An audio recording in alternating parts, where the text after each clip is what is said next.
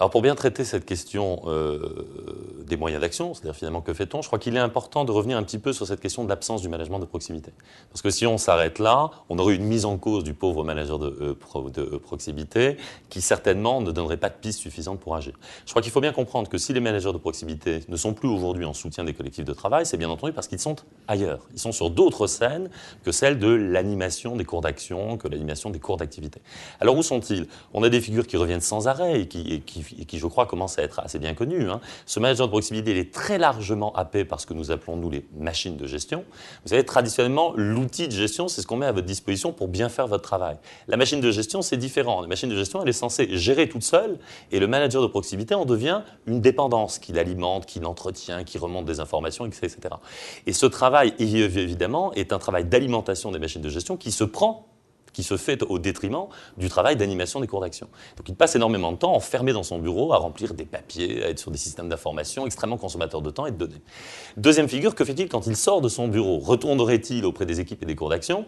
Malheureusement non, parce qu'il est happé par ce que j'appelle volontiers des effets pervers du management participatif, puisque quand il quitte son bureau, il va en réunion. Il va en réunion pour discuter de projets tous plus stratégiques les uns que les autres, mais qui évidemment sont des projets qui jamais ne viennent de la scène du travail, mais très largement sont imposés par l'externe de l'entreprise et relayés par la direction de l'entreprise. Donc il va travailler sur des projets stratégiques, sur des projets qualité, sur la diversité, sur les seniors, etc. Tout un tas de choses qui sont certes très intéressantes, mais qui jamais ne sont l'écho du travail, sont effectivement le fruit des contraintes multiples et de plus en plus complexes, des contraintes externes auxquelles s'affrontent les directions d'entreprise. Et face à ces contraintes, les directions d'entreprise, d'une certaine manière, appellent le management intermédiaire et le management de proximité en renfort pour les aider à répondre aux contraintes externes.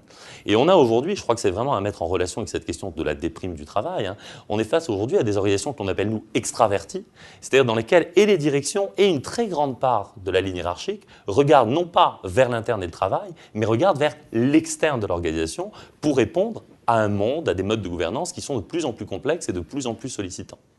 Alors finalement, qui reste-t-il à l'écoute du travail, à l'écoute des équipes et dans l'animation des cours d'action? Le manager de proximité, je l'ai dit, n'y est plus, mais on a d'autres problèmes. On a un directeur des ressources humaines qui très souvent n'y est plus non plus. Pourquoi? Parce que lui s'affronte non pas tant à la pression de l'actionnaire, mais à la pression par exemple du législateur. Il passe son temps à négocier des accords dont l'agenda est décidé, soit par les partenaires sociaux, soit par les ministères. Donc il est de moins en moins lui aussi à l'écoute du travail.